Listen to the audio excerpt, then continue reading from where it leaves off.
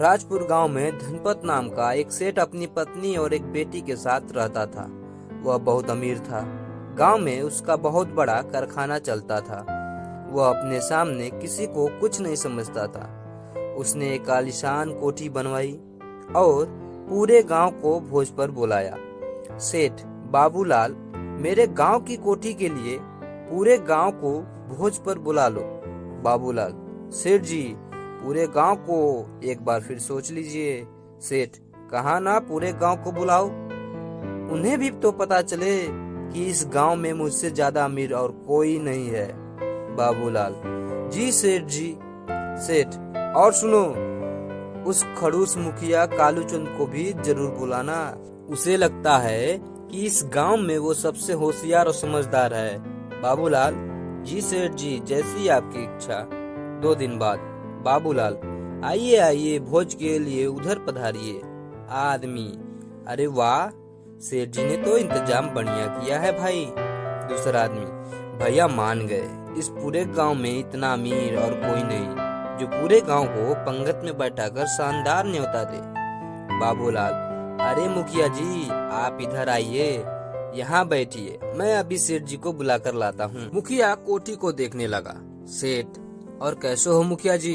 कालूचंद, मैं ठीक हूँ। आज तो तुमने बहुत रौनक लगा रखी है। सेठ, बहुत दिनों से सोच रखा था, रहने वाले 3 जन हैं तो क्या अपने लिए कोठी बनवा लूं। आखिर यह सब किस काम आएगा? कालूचंद, बहुत अच्छा, लेकिन अब तुम पुरानी कोठी का क्या करोगे? सेठ, उसका क्या करूँगा, वह बहुत पुरानी हो चुकी है, उसे बेच दूंगा या फिर गोदाम बना दूंगा। कालूचंद, तुम तो कोठी पंचायत को बेच दो, हमें अनाथालय बनाने के लिए जगह की जरूरत है। मुखिया, बोलो क्या कीमत लोगे इसकी? सेठ, यह मुखिया बहुत चालाक है, कीमत पूछ रहा है। यह बहुत अच्छी तरह जानता है कि पंचायत की मेरी कोठी खरीदने की हैसियत नहीं है। सेठ, कुछ नहीं मुखिया जी, मैं सोच रहा था अपनी यह पुरानी वाली कोठी बच्चों के लिए दान दे दूं। अब पुण्य काम के लिए क्या रकम लेना, प्रभु की कृपा से मेरा खजाना भरा हुआ है। सेठ कारखाने में जाता है। सेठ, लालू, क्या बात है, आजकल तुम मजदूरों से ठीक से काम नहीं ले रहा है? मैं तुम्हें मजदूरों से ठीक से काम करवाने के लिए पैसे देता हूँ, बैठने के लिए नहीं। लालू, सेठ जी, काम तो ठीक से चल रहा है। सेठ, देख लालू, इन मजदूरों से तू ठीक से काम ले सकता है तब तो ठीक, वरना तू जा यहाँ से। लालू, ऐसा ना कहिए सेठ जी, मैं यहाँ काम छोड़कर कहाँ जाऊँगा। तभी एक मजदूर चिट्ठी लेकर सेठ से कहता है। मजदूर, सेठ जी, डाकिया आपके लिए यह चिट्ठी लेकर गया है। सेठ, बाबूलाल, जरा इस चिट्ठी को खोलकर देखना तो। बाबूलाल, इसमें तो चिट्ठी है, आपका कोई प्रेम पत्र लग रहा है। सेठ, अरे बता क्यों रहा है, जल्दी से पढ़कर बता। बाबूलाल, नहीं पढ़ सकता, यह तो अंग्रेजी में है। सेठ, तुम तो मेरे पूरे कारखाने का हिसाब किताब रखते हो और अंग्रेजी नहीं पढ़ सकते, क्या फायदा ऐसे मुंशी का? बाबूलाल, ऐसी बात नहीं है, मुझे थोड़ी बहुत अंग्रेजी पढ़ने आती है। THIS, यह बन गया दिस। IS, यह बन गया इज। सेठ, मतलब? बाबूलाल, आपने पढ़ने के लिए कहा था, मतलब मुझे नहीं पता। सेठ, अबे अक्ल के अंधे आदमी, तू रहेगा मुंशी ही, जब अक्ल बट रही थी तब कहाँ था तू? बाबूलाल, आप गुस्सा मत करिए, इस चिट्ठी को पूरे गांव में एक ही आदमी पढ़ सकता है। सेठ, कौन पढ़ सकता है? बाबूलाल, कलुआ, पूरे गांव में वही अकेला फर्राटेदार अंग्रेजी बोलता है। सेठ, बुलाओ उसे। बाबूलाल उसके पास जाता है। कनुआ, का बाबूलाल, आज मुझसे का काम पड़ गया? बाबूलाल, जरा यह चिट्ठी पढ़वानी थी तुमसे, अंग्रेजी में है इसीलिए। कनुआ, 50 रुपए लगेंगे चिट्ठी पढ़ने के। सेठ, तुम चिट्ठी पढ़ने के 50 रुपए लोगे? कनुआ, हाँ, अगर पढ़वानी है तो बोलो, वरना मेरा समय बर्बाद मत करो। सेठ, अच्छा ये लो 50 रुपए, अब पढ़ो। Kanua, this is to inform you mister Dhanpat. सेठ, इसका मतलब तो बताओ। कनुआ, 100 रुपए और दो तो चिट्ठी का पूरा मतलब समझा दूंगा। बाबूलाल, फिर से रुपए, यह क्या बात है? सेठ, अच्छा ये लो, अब बताओ।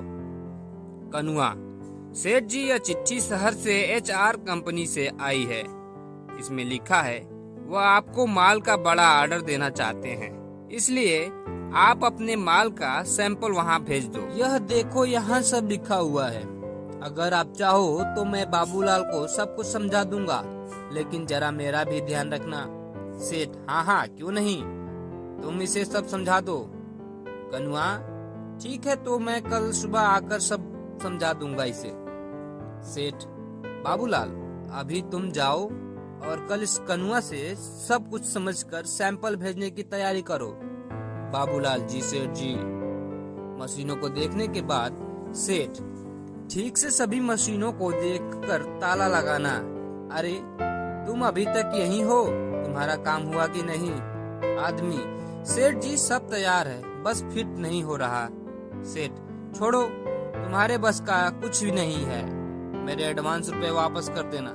सेठ के जाने के बाद आदमी, भाई कारखाना बंद मत करना, मैं अभी 10 मिनट में सामान लेकर आता हूँ। कुछ दिन बाद सेठ, बाबूलाल, उस शहर वाली कंपनी का कोई जवाब आया या नहीं? बाबूलाल, नहीं सेठ जी। सेठ, सैंपल ठीक से भेजा था कि नहीं? बड़ा ऑर्डर आना था वहाँ से। बाबूलाल, सेठ जी, मैंने सब कुछ सही से भेजा था। सेठ, बाबूलाल, तू मुझे डुबो देगा, तूने जहाँ जहाँ सैंपल भेजा वहाँ से कोई जवाब नहीं आया। तभी 2 पुलिस वाले आए। पुलिस वाला, अरे सेठ धनपत कौन है? सेठ, क्या हुआ? मैं धनपत।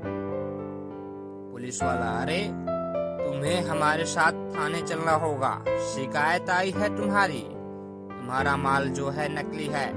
बाबूलाल, नहीं साहब, हमारा माल 100% असली है, कोई मिलावट नहीं है इसमें। पुलिस वाला, अरे HR कंपनी ने शिकायत की है, तुमने उन्हें जो सैंपल भेजे थे ना, वह सब मिलावटी है। अगर ऐसा माल बाजार में गया ना तो तहलका मच जाएगा। सेठ, लगता है आपको कोई गलतफहमी हुई है, हमारे यहाँ ऐसा काम नहीं होता है साहब। पुलिस वाले सेठ को पकड़कर ले जाते हैं। बाबूलाल, सेठ जी आप घबराइए नहीं, मैं कुछ करता हूँ। 2 आदमी आकर कारखाने को सील कर देते हैं। कर्मचारी, यह आप क्या कर रहे हैं? सरकारी अफसर, अब इस कारखाने का केस तो अदालत तक जाएगा, उसके बाद ही कोई सही फैसला आएगा। अगला ऑर्डर आने तक यह कारखाना बंद रहेगा। पुलिस वाला, अरे सेठ, अब सच बता। सेठ, कहा ना मेरे कारखाने में कोई मिलावट वाला माल नहीं बनता, किसी ने झूठी शिकायत की है। पुलिस वाला, अरे हमारे पास सभी सबूत हैं, सारे मिलावटी सामानों पर तुम्हारे कारखाने का नाम है, तुम सच्चे हो तो सबूत लाओ ना। फिलहाल तुम्हारी जमानत हो रही है, जाओ, अदालत का नोटिस पहुंच जाएगा तुम्हारे पास, चलो। घर पर सेठ बहुत चिंतित था। सेठानी, सुनिए ना जी, आपके जाने के बाद 4-5 लोग आए थे, वो बोल कर गए हैं कि हमारा पैसा 2 दिनों में वापस कर दो, वरना अच्छा नहीं होगा। सेठ, मैं इतने सालों से व्यापार कर रहा हूँ और यह लोग? सेठानी, मुझसे उनकी बात नहीं सुनी जाती, आप उनके रुपए दे दीजिए ना। सेठ, हाँ, कारखाना भी तो बंद हो गया, घर चलाने और कारखाना चलाने के लिए भी पैसे की जरूरत है। कालूचंद, धनपत, अरे ओ धनपत। सेठानी, आइए मुखिया जी, बैठिए, मैं पानी लेकर आती हूँ। मुखिया, ये क्या हो गया धनपत? सेठ, मैंने कुछ नहीं किया। मुखिया, मैं जानता हूँ तुम सच कह रहे हो, किसी ने तुम्हारे खिलाफ साजिश रची है। सेठ, मुझे यह सब बाबूलाल का किया धरा लगता है, यह सब काम उसी ने किया था। मुखिया, लेकिन फंसे तो तुम हो। अब खुद को बेगुनाह कैसे साबित करोगे? सेठ, मुखिया एक उपकार कर दो, मुझे रुपयों की सख्त जरूरत है, कैसे भी हो यह कोठी बिकवा दो। मुखिया, अरे कैसी बात करते हो, फिर तुम रहोगे कहाँ पर? सेठ, मैं झोपड़ी में रह लूंगा, मगर इन लेनदारों से पीछा छूटे। मुखिया, ऐसी नहीं कहते धनपत, तुमने अनाथालय के लिए बच्चों को घर दिया था, वहीं पर रह लेना, नहीं तो मेरे घर चलना। आदमी, अच्छा हुआ साहब आप यहीं मिल गए, आप मुझे मेरा पैसा दे दो। सेठ, अब तुम्हारे किस बात के पैसे? अगर तुम उस दिन कारखाने में हर जगह जासूसी कैमरा लगा देते तो आज यह दिन नहीं देखना पड़ता। आदमी, ऐसा मत कहिए सेठ जी, मैंने तो सारे कैमरे फिट कर दिए थे। सेठ, कब? तुम तो उस दिन के बाद से आए ही नहीं। आदमी, कारखाना बंद हो जाने के थोड़ी देर बाद मैं सामान लेकर आया था और सारे जासूसी कैमरे उसी दिन सेट कर दिए थे।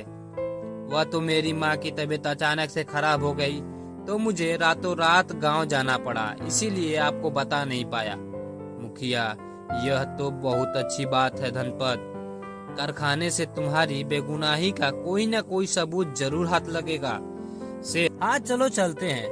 तीनों खिड़की से कारखाने में घुसते हैं। आदमी ने 3 जगहों से छिपी हुई जासूसी कैमरे निकाले और चलाए। एक कैमरे में कर्मचारी मशीनों के साथ काम कर रहे थे, दूसरे कैमरे में बाबूलाल और सेठ बातें कर रहे थे। सेठ, अरे इसमें तो कुछ भी नहीं है। मुखिया, अरे तीसरा वाला चलाओ तो। तीसरे वाले कैमरे में लालू और एक आदमी था। लालू ने माल के पैकेट उठाकर एक बड़े से थैले में रखे और दूसरे आदमी ने उनकी जगह दूसरे पैकेट रखे। लालू ने सेठ वाले माल का थैला आदमी को दिया और उससे पैसों की गड्डी ले ली। आदमी, अरे किसी को कुछ पता तो नहीं चलेगा? लालू, अरे ना ना, वो बाबूलाल और सेठवा दोनों मूर्ख है, इस सेठ को जेल भेजकर धीरे धीरे सारा कारखाना हथिया लूंगा मैं। सेठ, यह सब लालू ने किया है। मुखिया, चलो अब पुलिस स्टेशन चलते हैं भाई। 2 पुलिस वाले लालू को घर से पकड़ते हैं। लालू, अरे मैंने क्या किया है? पुलिस वाला, अरे मिलावटी माल तूने रखा और फंसा सेठ को रहा है। लालू, मैंने कुछ नहीं किया है, वो सेठ झूठ बोल रहा है। पुलिस वाला, अबे चल, पक्का सबूत है हमारे पास। इसके बाद 2 आदमी कारखाने को सील खोल देते हैं। मुखिया, मुबारक हो धनपत, तुम अपनी समझदारी से एक बहुत बड़ी मुसीबत से बच गए। सेठ, मुखिया जी सच बताऊं तो यह समझदारी मेरी नहीं है, इस कैमरे वाले भाई की थी। इसी ने मुझे मनाया था, कह रहा था कि आप कैमरे लगवा लो सेठ जी, इतना बड़ा कारखाना है, देर सवेर हो जाती है, यह उस वक्त काम आएंगे। भाई तुम्हारा बहुत बहुत धन्यवाद, बड़ा उपकार आपका। आज तुम्हारी वजह से मेरा काम और नाम दोनों की लाज बच गई, वरना मैं सड़क पर आ जाता। आदमी, ऐसा मत कहिए सेठ जी, करने वाला तो भगवान है।